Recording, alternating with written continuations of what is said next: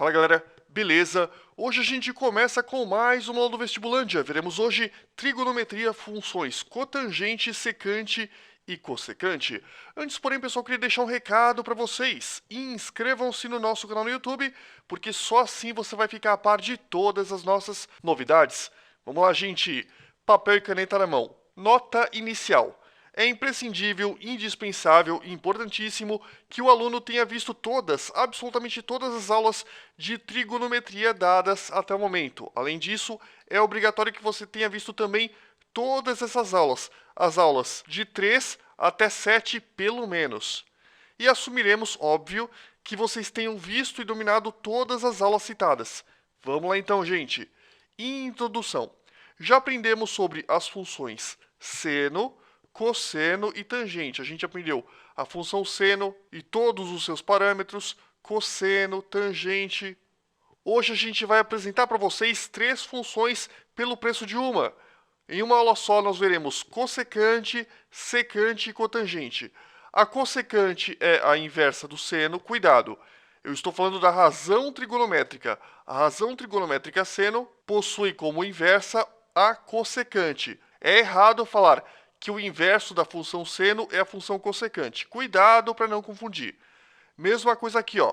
Cosseno, o inverso da razão trigonométrica chamada cosseno, é a razão trigonométrica secante. E, finalmente, o inverso da razão trigonométrica tangente é a cotangente. Ou seja, cossecante é 1 sobre seno, secante é 1 sobre cosseno, cotangente é 1 sobre tangente. Sobre a construção dessas funções, elas podem ser feitas da mesmíssima forma que nós utilizamos na construção da função seno ou função cosseno. Você pode, entre aspas, chutar pontos e, a partir desses pontos, construir a curva. Eu não vou abordar essa postura de construção por pontos nessa aula. Por quê? Porque é extremamente trabalhoso. E sendo bem sincero com vocês, a gente precisa sim, para efeito de vestibular, memorizar a função seno, a função cosseno, a função tangente, a cossecante, a secante e a cotangente. Apesar de ser possível deduzir todas essas 6 funções no vestibular, você vai perder um tempo preciosíssimo. Não compensa. E finalmente, pessoal, não confundam função inversa com a inversa da razão trigonométrica. É aquilo que eu fiz aí no comecinho desse quadro. Por exemplo, a inversa da razão trigonométrica que a gente chama de tangente é a cotangente. Ou seja, a cotangente é 1 sobre tangente. Mas, se você quiser fazer o gráfico da função inversa da tangente, é um outro conceito que a gente ainda não aprendeu. A função inversa da função tangente é chamada de função arco-tangente. E tem esse símbolo, arco-tangente de x. Não se preocupe com isso agora. Eu apenas estou falando isso porque eu canso de ver gente falando: ah, Nerk, é muito fácil. Se eu quiser fazer a função inversa do seno, é só fazer a cossecante. Não, mentira. Última vez para acabar. O inverso da razão trigonométrica seno é a cossecante. Mas o inverso da função seno é a função arcosseno, que a gente ainda vai aprender. Tranquilo?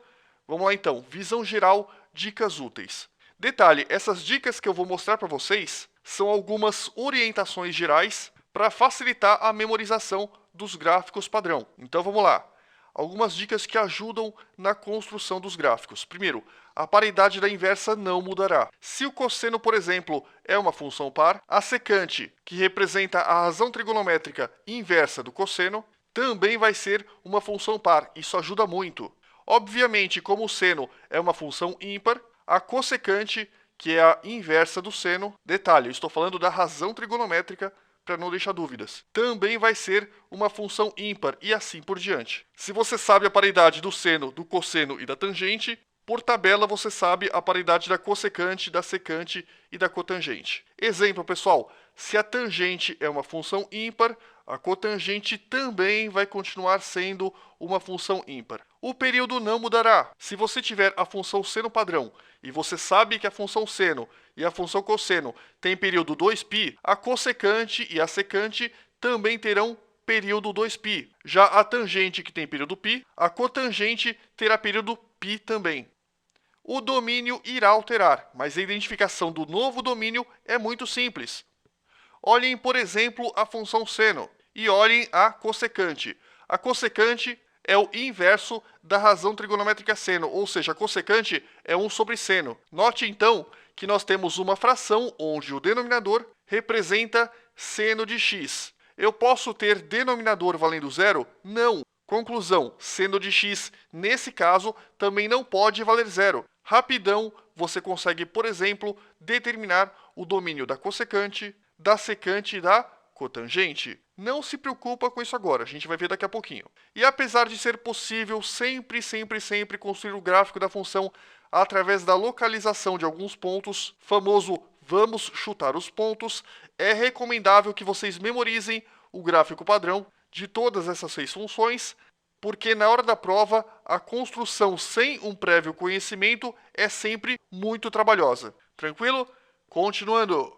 Relembrando, pessoal, nós temos aqui duas ilustrações que mostram como a gente obtém, em relação ao ângulo alfa, o cosseno, o seno, a tangente, a cotangente, a secante e a cossecante. Eu já mostrei essa ilustração para vocês. Se vocês não lembram, o legal é que vocês copiem novamente essa ilustração no seu caderno. Vamos lá. A função cotangente. Abaixo veremos a representação geométrica da cotangente de alfa, onde alfa representa um ângulo qualquer no ciclo trigonométrico. Como nós obtemos a cotangente? Vamos lembrar. Nós temos aqui um arco de medida alfa, porque esse segmento e esse determinam um ângulo de medida alfa. Basta então que eu prolongue esse segmento de forma que ele intercepte o eixo das cotangentes, e o comprimento desse segmento gerado vai representar o módulo da cotangente desse ângulo. Tranquilo? Como a gente bem sabe, a cotangente é positiva para a direita, negativa para a esquerda, e a intersecção dela com o arco de 90 graus corresponde ao zero desse eixo, ou melhor, a origem desse eixo. Como sabemos, cotangente de alfa vale 1 sobre tangente de alfa. E como a gente bem sabe que tangente de alfa vale seno de alfa sobre cosseno de alfa, onde a função seno é muito parecida com a função cosseno, é natural que o gráfico da função cotangente também seja muito parecido com o gráfico da função tangente. Olha só, abaixo vemos o gráfico da função f de x é igual a cotangente de x. Notem como ele é muito parecido com a função tangente. Daqui a pouquinho eu vou colocar os dois gráficos no mesmo plano cartesiano. Uma coisa que eu quero que vocês percebam desde já é que a função cotangente, da mesma forma que a função tangente, possui período π. Observe, por exemplo, esse ponto que representa a intersecção desse gráfico com o eixo x. Uma nova intersecção só vai ocorrer em 3π sobre 2. E nós podemos fazer uma continha muito fácil. 3π sobre 2 menos π sobre 2 dá o quê? Muito bem, dá π. Porque 3π menos π dá 2π. Fica então 2π sobre 2. Corta 2 com 2, fica π. Isso significa que o período da função cotangente padrão vale π. Tranquilo? Comparação com a função tangente. Nós temos aqui em rosa a função tangente padrão e em laranja a cotangente padrão. Observe como os gráficos são parecidos. Entre aspas, o gráfico da cotangente é espelhado verticalmente em relação ao gráfico da tangente e deslocado π sobre 2 no mesmo gráfico. Tranquilo? Então nós temos aqui o gráfico da tangente de x em rosinha e o gráfico da cotangente de x em laranjinha. Continuando, notas para o próximo quadro. Nós já sabemos que a função cotangente, que é f de x igual a cotangente de x, pode ser escrita da seguinte forma. F de x é igual a 1 sobre tangente de x. Como a gente bem sabe, a cotangente é o que? É a inversa da tangente. Vocês estão cansados de saber disso. E quanto vale a tangente? Tangente vale seno sobre cosseno. E no inverso, o que acontece? Troca numerador com denominador. Fica cosseno sobre seno. Logo, a cotangente de x é a mesma coisa que cosseno de x sobre seno de x. E a partir dessa informação, você conclui uma coisa muito importante. Existe fração onde o denominador vale zero? Não, não existe. Isso significa que onde nós tivermos seno de x valendo zero, a função não vai estar definida. Nos demais pontos onde a função estiver definida, nós teremos o quê? Muito bem, o domínio da função cotangente de x. Muito fácil, galera. Então vamos lá. É fácil concluir que, para os valores onde seno de x é igual a zero, como eu não posso ter denominador valendo zero na matemática, a função não estará definida. E onde isso ocorre? Onde que o seno de x vale zero? Como a gente aprendeu em uma das aulas passadas, o seno vale zero no zero e no π. E, obviamente, em todos os infinitos arcos que são côngruos ao arco de medida zero e ao arco de medida π. Exatamente por isso eu posso falar que o domínio da função cotangente de x vale reais menos. Onde que eu não posso colocar? Não posso colocar zero, não posso colocar π e todos os infinitos arcos que são côngruos a zero e π. Ou seja, valem todos os reais menos zero mais κπ. Por que zero mais κπ? Se eu colocar 0π, eu caio aqui. Se eu colocar 1π, eu caio aqui. Se eu colocar 2π, eu caio aqui e assim por diante. Ou seja, o domínio vale reais menos zero mais κπ com k pertencente a z. Só que, como vocês bem sabem, zero mais qualquer coisa vale qualquer coisa. Então eu posso simplificar essa expressão como sendo domínio vale reais menos κπ com k pertencente aos inteiros. Tranquilo? Bem tranquilo, espero eu. Qualquer coisa, pessoal, deixa eu só voltar um pouquinho. Qualquer coisa, se vocês não entenderam, a gente vai mostrar uma animação para vocês no final da aula e essa questão de domínio vai ficar ainda mais clara. Se você não entendeu, dá uma olhada depois no final da aula, volta aqui que com certeza você vai fixar o conceito. Vamos lá, domínio e imagem. Domínio corresponde aos intervalos de valores em x para os quais a função é definida. Para quais valores de x a função é definida? Para todos os valores de x, exceto onde x vale κπ, com k pertencente a z, com k pertencente aos inteiros. E a imagem, pessoal?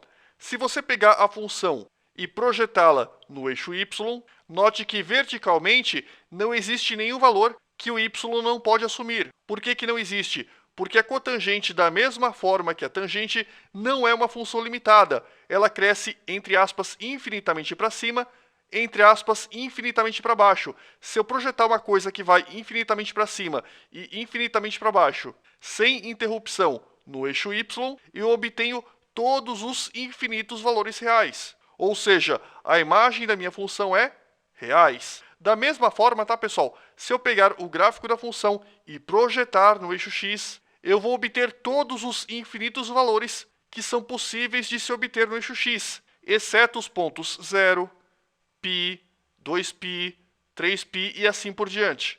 Lógico que isso tanto para o lado positivo quanto para o lado negativo. E como que eu falo isso genericamente? Eu falo isso dizendo que o domínio vale reais, exceto κπ, onde k pertence aos inteiros. E como a imagem é ilimitada, a função também é ilimitada. Continuando, paridade, galera. Lembrando que uma função ímpar é do tipo f de menos x é igual a menos f de x. A gente já viu isso. A função f de x valendo cotangente de x é ímpar. Por quê?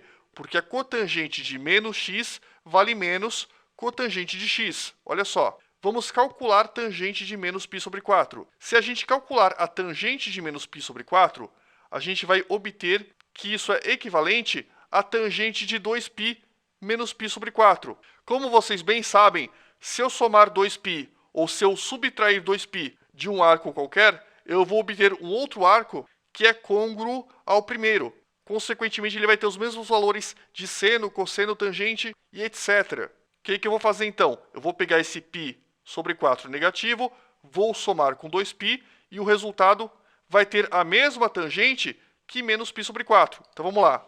2π menos π sobre 4 é muito fácil, né, gente? 4 vezes 2 vai dar 8, 8π. 8π menos π, 7π. 7π, tudo isso sobre 4. Pergunta que não quer calar. Eu sei quanto vale 7π sobre 4? Sim, eu sei. 7π sobre 4 é o ângulo de 315 graus. E como a gente já aprendeu, a tangente de 315 graus vale menos 1. Continuando, tangente de π sobre 4. Muito fácil, todo mundo sabe que a tangente de 45 graus vale 1. Conclusão. A gente pode concluir que, se a tangente desse bagulhinho vale menos 1, obviamente o inverso dessa tangente vai ser 1 sobre menos 1. E 1 sobre menos 1 a gente sabe que dá menos 1. E aqui, pessoal, quanto vale a inversa de 1? Ué, vale 1. Muito tranquilo também. E fazendo a comparação da cotangente de menos π sobre 4 com a cotangente de π sobre 4, a gente percebe que a cotangente de menos π sobre 4, que vale menos 1, é igual a menos, quanto vale a cotangente de π sobre 4? 1. Menos 1 então, né? E como menos 1 é igual a menos 1, a gente vê facilmente que realmente, para esse caso, f de menos x vale menos f de x. Ou seja, a função cotangente de x é uma função ímpar. Vamos lá, pessoal, continuando. Como sabemos, a função cotangente é periódica. Esse padrão se repete infinitamente para a direita e infinitamente para a esquerda, considerando-se apenas os pontos para os quais o domínio é definido e considerando-se também apenas o intervalo que vai de 0 até 2π, nós temos que a função cossecante é o que é decrescente. Pega esse trecho, pega só essa cobrinha. O que você percebe? Que conforme aumentamos os valores de x, a função vai decrescendo. Pega esse outro trecho, mesma coisa. Para valores de x crescentes, a função vai decrescendo. E assim por diante. Ou seja, considerando-se apenas os pontos para os quais o domínio é definido, veremos facilmente que a função é decrescente, conforme vocês observam aqui. Então vamos lá, quadro resumo. Pausa o vídeo, dá uma anotada. E aí, pessoal, anotaram? Então vamos lá. O que nós temos? Nós temos aqui o resumo das propriedades da função cotangente padrão. A amplitude é infinita, ela vai infinitamente para cima e infinitamente para baixo, ela não é limitada. O período é π. Olha esse ponto, por exemplo, π sobre 2. É a intersecção desse gráfico com o eixo x. Onde ocorre outra intersecção? No 3π sobre 2. 3π sobre 2 menos π sobre 2 dá π. Rapidão você consegue concluir que o período dessa função é π. Domínio, pessoal. A gente percebe que não existem correspondências quando x vale 0, quando x vale π, quando x vale 2π e assim por diante. Como que a gente pode falar então? A gente pode falar que o domínio vale reais menos kπ, com k pertencente aos inteiros. A imagem, como a gente bem sabe, é reais. Por quê? Porque se eu pegar a função cotangente e projetá-la no eixo y, como ela vai infinitamente para cima e infinitamente para baixo, todos os valores de y se correspondem com a função. Consequentemente, a imagem é reais. E a paridade a gente acabou de ver no quadro anterior, que é ímpar. Tranquilo? Continuando. Função secante. Abaixo vemos a representação geométrica de secante de α, onde α representa um ângulo qualquer na circunferência. Então nós temos aqui o ângulo α, esse ponto que se corresponde com o ângulo α, e nós temos aqui essa reta rosinha. O que é essa reta rosinha? Essa reta é tangente à circunferência por esse ponto, que se corresponde nesse momento com o ângulo α. Note que isso determina uma intersecção no eixo x, e o comprimento do segmento que vai da intersecção até o centro do círculo trigonométrico é chamado de secante, ou melhor, é o módulo da secante. Daqui a pouquinho a gente também vai ver uma animação sobre isso. Continuando. Como sabemos, secante de α vale 1 sobre cosseno de α. Disso a gente deduz que, primeiro, a função não estará definida quando o cosseno de α vale 0. Por quê? Muito bem, porque quando cosseno de α vale 0, como nós não podemos ter uma divisão por 0, quando o cosseno de α for 0, a função não estará definida. Segundo, para valores de cosseno de α próximos de 0, a função vai se aproximar do mais infinito ou do menos infinito. Inclusive, se vocês lembram, quando eu mostrei para vocês em uma das aulas passadas a função tangente, quando o cosseno tendia a 0, a função tangente também tendia ao infinito, ou ao mais infinito ou ao menos infinito, claro. Terceiro, nitidamente a função não será limitada. Óbvio, né? Pelo item 2, se ela se aproxima de mais infinito ou menos infinito, ao contrário do seno que vai de menos 1 a 1, essa função também não vai ser limitada, tranquilo? Continuando, pessoal, função secante. Olha só, aqui nós temos o gráfico da função secante padrão. Muita gente pergunta, Nerk, isso aqui é uma parábola? Não, não é uma parábola. Parece uma parábola porque a gente corta um pedaço. Na verdade, sabe o que parece? Parecem tubos de ensaio. Nós temos um tubo de ensaio, entre aspas, que vai infinitamente para cima, outro tubo de ensaio que vai infinitamente para cima, e, entre aspas, um tubo de ensaio de cabeça para baixo que vai infinitamente para baixo. No final da aula, eu mostro para vocês como que é realmente o gráfico da função secante. Eu estou apenas representando um trecho da função secante. Ela vai infinitamente para cima e infinitamente para baixo. E para secante, novamente, alguns valores de x vão ser proibidos. Por exemplo, não posso ter π sobre 2, não posso ter 3π sobre 2 e assim por diante. Tranquilo, pessoal? Continuando. A função secante. Agora eu vou fazer uma comparação da função secante com a função cosseno. O cosseno, apenas me referindo à razão trigonométrica cosseno, ela é o inverso da razão trigonométrica secante. Olha o que acontece, pessoal. Aqui nós temos o gráfico em verde tracejado da função cosseno de x. E eu quero que vocês observem que para os pontos de máximo e mínimo da função f de x é igual a cosseno de x, nós também teremos os mínimos e máximos locais da função f de x é igual a secante de x. Em outras palavras, resumo da ópera. Se você esquecer na hora da prova como é o gráfico da função secante de x, faça o gráfico do cosseno, que é mais fácil. Fazendo o gráfico do cosseno, vocês têm, entre aspas, essas letras U, e cada crista e cada vale da função cosseno vai representar o mínimo e o máximo da função secante. Naturalmente, mínimo local, máximo local. Beleza? Continuando. Notas para o próximo quadro. Nós já sabemos que a função secante f de x é igual a secante de x pode ser escrita da seguinte forma: f de x é igual a 1 sobre cosseno de x. Da mesma forma que acontecia na tangente e na cotangente, nós temos que olhar para o denominador. Cosseno de x. Quando esse cosseno de x valer zero, a função não estará definida, porque não existe divisão por zero. E agora eu pergunto, onde o cosseno vale zero? Em π sobre 2 e em 3π sobre 2. Ou em 90 graus e 270 graus. Naturalmente, não apenas no ângulo de 90 graus, não apenas no ângulo de 270 graus. Todos os infinitos arcos que sejam côngruos a este arco e todos os infinitos arcos que também sejam côngruos a este arco não terão representação na função secante de x. Então vamos lá. Domínio da função vale reais menos π sobre 2 mais kπ, com k pertencente aos inteiros. O que significa isso? Nós temos aqui π sobre 2. Se eu somar π, eu caio aqui. Se eu somar mais π, caio aqui de novo. Se eu tirar π, eu volto aqui. Ou seja, para o primeiro valor, π sobre 2, eu somo kπ. E aí eu consigo obter todos os infinitos arcos que são côngruos a este arco e a este arco. Tranquilo? Continuando. Domínio e imagem. Domínio corresponde aos intervalos de valores em x para os quais a função é definida, e a imagem corresponde aos intervalos de valores em y para os quais a função é definida.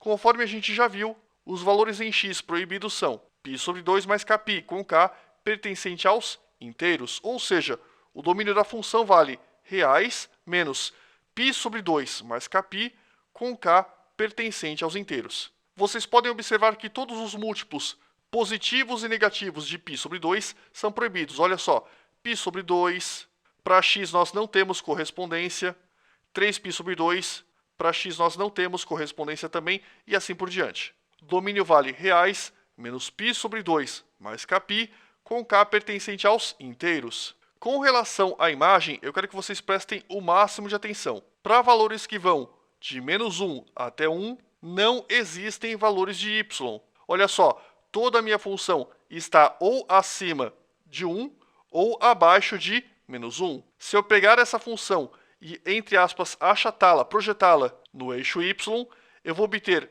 valores que vão de 1 para cima infinitamente e de menos 1 para baixo infinitamente. Em outras palavras, a imagem da função vale y pertence aos reais, tal que y é menor ou igual a menos 1, de menos 1 para baixo, né? Ou y maior ou igual a 1, de 1 para cima. Como a imagem é ilimitada, a função é ilimitada. ela vai de 1 infinitamente para cima, de menos 1 infinitamente para baixo.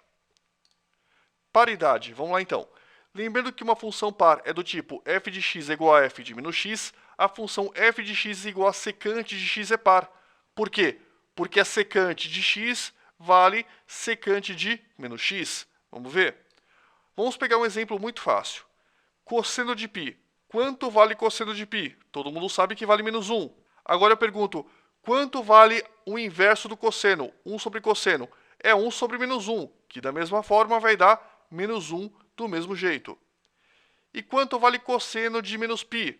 Para saber quanto vale o cosseno de um ângulo negativo, eu posso somar 2π, 4π ou assim por diante. Um múltiplo par de π. O que eu quero que vocês percebam é que se eu somar 2π a menos π, eu vou obter um outro arco que é côngruo ao primeiro. Então vamos lá. 2π menos π vai dar π. E quanto vale o cosseno de π? Vale menos 1. Se o cosseno de π vale menos 1, quanto vale 1 sobre cosseno de menos π? Ou seja, a secante de menos π vale menos 1. Porque o inverso de menos 1 é 1 sobre menos 1, que vai dar menos 1. Ou seja, secante de π, que vale menos 1, é a secante de menos π, que vale menos 1 também. Isso significa que a nossa função é uma função par. Continuando, função crescente e função decrescente. Como a gente sabe, a função secante é periódica.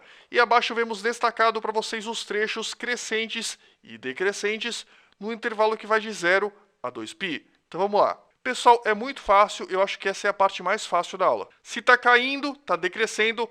Se está subindo, está crescendo. Trecho crescente. E aqui, pessoal, está subindo. Então é trecho crescente. Você sempre tem que olhar da esquerda para a direita. Se da esquerda para a direita está crescendo, é crescente. Se da esquerda para a direita está decrescendo, é decrescente. Muito fácil, ó. Esse trecho da esquerda para a direita, decrescendo. Esse trecho da esquerda para a direita, crescendo. E em verde nós temos os trechos crescentes e os trechos decrescentes. Eu espero que todo mundo esteja acompanhando bem essa aula. Então vamos lá, quadro resumo, pausa o vídeo, dá uma olhada. Então vamos lá, galera. f de x é igual a secante de x. Aqui nós temos os trechos crescentes em verde, decrescentes em rosa. Quais são as características e seus respectivos valores?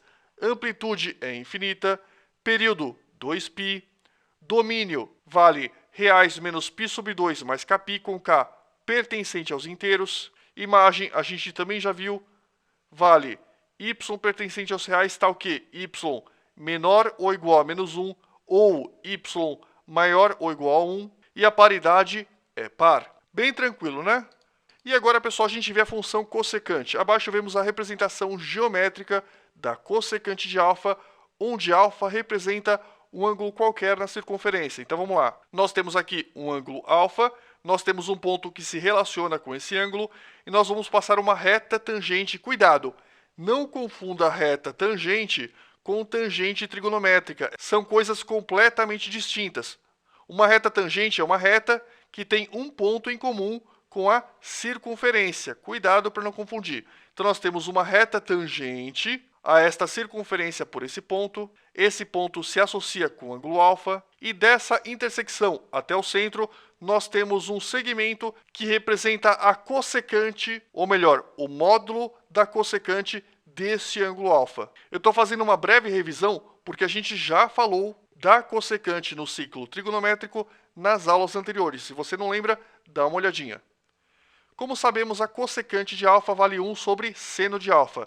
Disso, a gente deduz que, primeiro, a função não está definida quando o seno de alfa vale 0. Vamos lá, por quê? 3 segundos para me dar a resposta. Muito bem! Não estará definida porque nós não temos denominador valendo 0 na matemática. Ou seja, quando o seno de alfa vale 0, 1 sobre 0 não existe. Logo, a função não estará definida quando o seno de alfa vale 0. Dica para vocês acharem o domínio, hein? 2. Para valores de seno de alfa próximos de 0, da mesma forma que acontecia na secante, a função vai se aproximar de mais infinito ou menos infinito. E 3. Nitidamente a função não será limitada. Item 4. O gráfico será similar ao gráfico da secante. Então vamos lá. Função cossecante. Abaixo vemos um trecho do gráfico da função f de x é igual a cossecante de x. Está aqui para vocês, extremamente parecido com o gráfico da secante, diga-se de passagem. E agora, essa dica que eu vou dar para vocês é matadora. Presta atenção que nós temos aqui em verde o gráfico da função seno de x. Se você consegue esboçar o gráfico da função seno de x, automaticamente você consegue determinar o gráfico da função padrão f de x igual a cossecante de x. Então, olha só, pessoal, o ponto de máximo da função seno é o ponto de mínimo da função cossecante.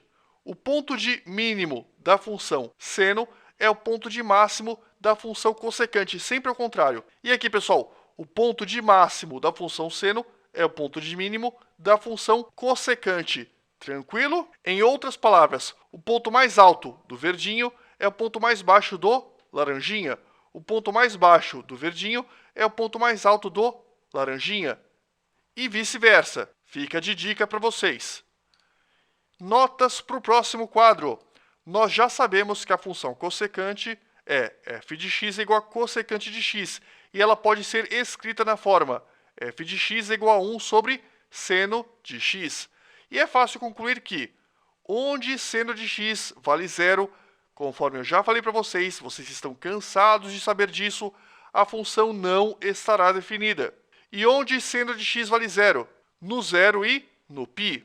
Ou seja, da mesma forma que na cotangente, o domínio da função vai ser reais menos zero mais kπ, que pode ser escrito como sendo reais menos kπ, com k pertencente a z. Quando você escreve reais menos kπ com k pertencente a z, você automaticamente exclui os arcos de medida zero e os arcos de medida π, e todos os infinitos arcos que são côngruos a zero e π. Continuando, vamos lá então, gente, domínio e imagem. Olha só, a gente sabe que o domínio corresponde aos intervalos de valores em x para os quais a função é definida. A imagem, os valores em y para os quais a função é definida. Olha como vai ficar então. Na função cossecante de x, o domínio da função vale reais menos kπ com k pertencente a z, conforme a gente já viu. E note que a cossecante, da mesma forma que a secante, não atinge, no eixo y, valores que vão de menos 1 até 1.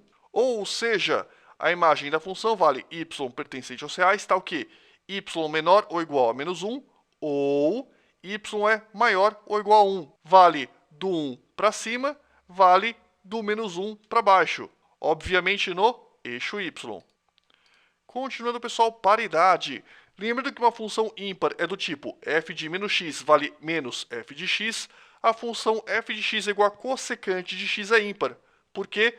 Porque a cossecante de menos x é igual a menos cossecante de x. Vamos lá, então.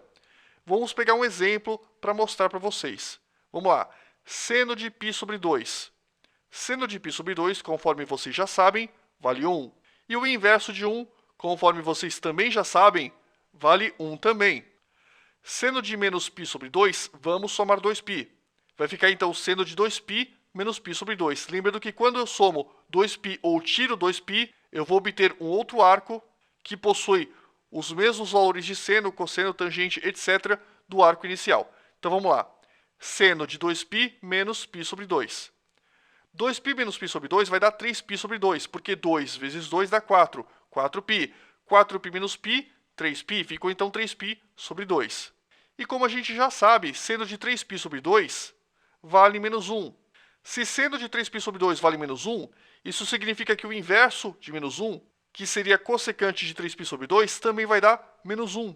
E olha que legal, pessoal, cossecante de menos π sobre 2, que a gente sabe que vai dar menos 1, é igual a menos cossecante de π sobre 2, ou seja, menos 1. Consequentemente, nós temos uma função ímpar, porque a cossecante de menos x é igual a menos cossecante de x. Função crescente e função decrescente, parte mais fácil dessa aula. Aqui nós temos um trecho decrescendo, um trecho crescendo, trecho crescente, trecho decrescente, trecho decrescente e trecho crescente. Como que você sabe? Basta olhar o gráfico da esquerda para a direita e ver se o gráfico está subindo ou descendo. Como aqui está subindo, crescente. Como aqui da esquerda para a direita está decrescendo, decrescente. Tranquilo? E finalmente nós temos o quadro resumo. Pausa o vídeo e dá uma olhada. Continuando, então nós temos que f de x igual a cossecante de x, é o que nós temos nesse gráfico, crescente em verde, decrescente em rosa, amplitude infinita, período 2π. É muito fácil você perceber por que o período é 2π. Cada trechinho desses, na horizontal, mede π sobre 2. Para que esse trecho se repita, ele se repete aqui, ó. Vamos ver de quanto em quanto ele se repete. π sobre 2, π, 3π sobre 2, 2π, ou seja, período 2π. O domínio, conforme a gente já viu, vale reais menos kπ com k pertencente aos inteiros. A imagem a gente também já viu. Uma dica para vocês, a cossecante e a secante possuem a mesma imagem, que é y pertencente aos reais está o quê? Y menor ou igual a menos 1, ou y maior ou igual a 1. E, finalmente, a paridade da função é ímpar. Beleza, pessoal? Valeu, então. Bom, pessoal, nesse exato momento nós temos o ângulo de 45 graus que se associa com esse ponto verde. Nós temos aqui o eixo das tangentes e em azul tracejado nós temos o eixo das cotangentes. Como nós obtemos a cotangente do ângulo de 45 graus? Muito simples, basta que a gente trace um segmento que vai do centro do ciclo trigonométrico até o ponto em questão e fazemos o prolongamento desse segmento até que ele intercepte o eixo das cotangentes. Esse segmento em rosa determina o módulo da cotangente do ângulo em questão. Eu vou alterar a posição desse ponto, obviamente vou alterar também a posição desse ângulo, e nós estamos vendo agora, por exemplo, o ângulo de 217 aproximadamente. 217 graus, né?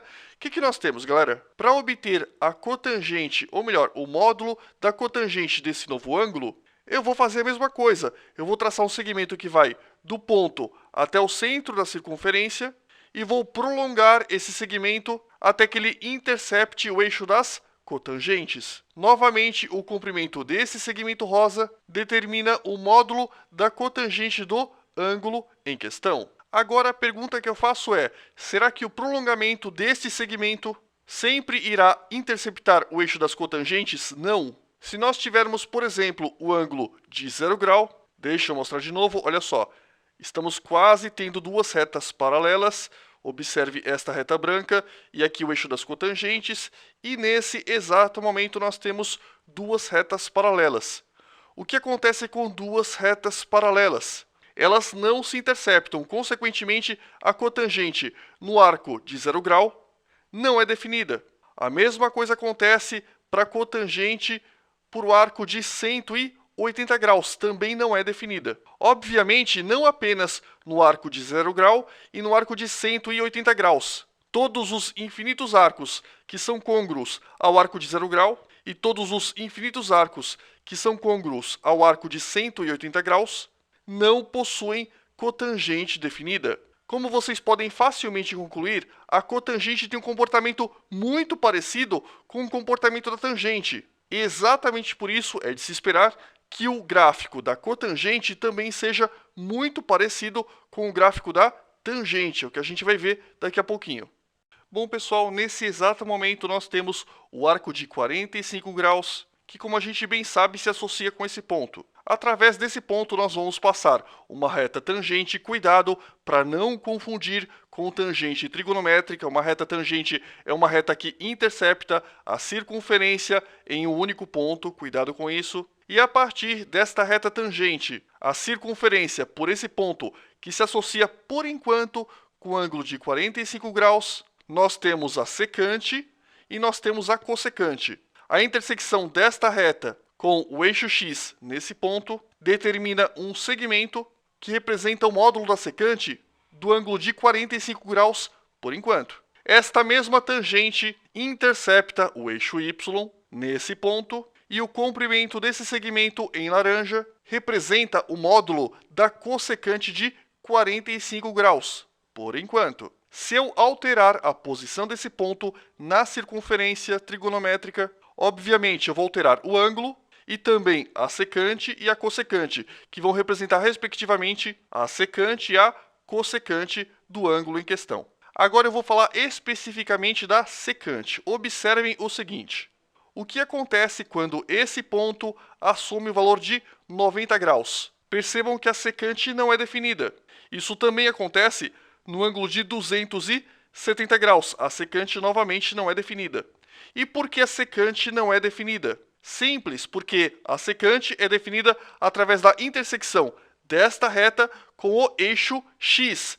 Se nós temos duas retas que são paralelas, como nós temos nesse caso essa reta e o eixo x, ou nesse caso esta mesma reta e o eixo x, duas retas paralelas não se interceptam. Consequentemente, no arco de 90 graus e todos os seus infinitos arcos côngruos, e no arco de 270 graus e nos seus infinitos arcos côngruos, a secante não é definida. A mesma coisa vai acontecer com a cossecante quando nós tivermos esta reta tangente à circunferência nos pontos 0 grau, ou melhor, no arco de 0 grau, e todos os seus infinitos arcos côngruos, e nós também temos a mesma coisa acontecendo no arco de 180 graus e todos os seus infinitos arcos côngruos. Note que nessas duas situações, o que nós temos? Nós temos que esta reta tangente é paralela ao eixo y, portanto, não existe intercepto desta reta tracejada no eixo y, e a mesma coisa acontece aqui. Não existe intercepto dessa reta tracejada no eixo y. Finalmente, galera, uma última observação. Eu quero que vocês observem que nós temos, obviamente, uma reta tangente. Se é uma reta tangente, obviamente essa reta nunca vai estar internamente à circunferência. Consequentemente, por exemplo, para a secante, os valores que estão entre -1 e 1, sem incluir o -1 e sem incluir o 1, jamais serão atingidos pela secante. A mesma coisa acontece com a cossecante. Os valores que vão de 1 até -1, sem incluir o 1 e sem incluir o -1, jamais serão atingidos pela cossecante. Com essas dicas, vocês estão aptos a entender os esboços dos gráficos da cossecante e da secante. Bom, pessoal, nesse exato momento nós temos um plano cartesiano, eixo x, eixo y, e a gente vai colocar para vocês a famosa função seno. Todo mundo lembra da função seno, a gente inclusive viu esta função nas aulas anteriores. A gente vai fazer o comparativo da função seno com a função cossecante. Como a gente bem sabe, a cossecante, a razão trigonométrica chamada cossecante, representa o inverso da razão trigonométrica chamada seno. Isso a gente já aprendeu. E se a gente colocar as duas funções no mesmo gráfico, a gente percebe facilmente que a função cossecante está mais para dedinho do que parábola. Cada uma dessas curvas parece o quê? Parece um dedinho. E eu quero que vocês percebam uma outra coisa que vai auxiliar na construção do gráfico da cossecante. Dedinhos para cima encostam nas cristas da função seno. Dedinhos para baixo encostam nos vales da função seno também, claro. Ou seja, se você traçar o gráfico da função seno padrão, facilmente você consegue também traçar o gráfico da cossecante padrão. Tranquilo? Vamos tirar esses gráficos. Vamos mostrar para vocês... Opa, faltou um gráfico. Vamos mostrar para vocês agora o gráfico do cosseno. O gráfico do cosseno vocês já conhecem. Vamos colocar a secante em amarelo tracejado. Como vocês podem perceber, é um conjunto muito parecido com o que a gente tinha anteriormente. Mas o que você tem que ter em mente novamente é que nós temos um conjunto, de novo, de dedinhos. A secante também parece um monte de dedinhos. E o cosseno tem as suas cristas e vales, da mesma forma que o seno. Notem que se vocês traçarem o gráfico do cosseno, ou melhor, da função cosseno padrão, novamente, entre aspas, os dedinhos da secante para cima vão encostar nas cristas e os dedinhos para baixo vão encostar nos vales. Esse tipo de conceito facilita muito na hora da construção. Agora, cuidado, pessoal. Se você consegue traçar o cosseno, você consegue traçar secante, mas não confunda cosseno com seno. Em rosa nós temos o seno. E agora eu vou colocar a cossecante para que vocês vejam também. Por que eu estou mostrando isso? Porque o gráfico da cossecante, que está em rosa tracejado, é parecido com o gráfico da secante, que está em amarelo tracejado. Mas eles não são coincidentes. Eles apenas possuem, entre aspas, o mesmo formato. Cuidado para não confundir. E finalmente, vamos tirar tudo isso. eu vou colocar para vocês o gráfico da tangente e o gráfico da cotangente. Gráfico da tangente está aqui para vocês, em branco, e o gráfico da cotangente em branco também, só que em tracejado. O que vocês percebem? Que o gráfico da cotangente, em tracejado, é muito parecido com o gráfico da tangente. Existem duas diferenças. O gráfico da cotangente em relação à tangente, ele é espelhado, ou seja, se o eixo y fosse um espelho, a cotangente seria espelhada verticalmente, e existe uma outra diferença também. Além de espelhado, ele é deslocado horizontalmente. Enquanto a tangente corta o zero no eixo x, a cotangente corta o π/2 também no eixo x. Com base nessas informações, vocês estão plenamente aptos a esboçar o gráfico da função cossecante, secante e cotangente. Beleza, pessoal? Valeu então!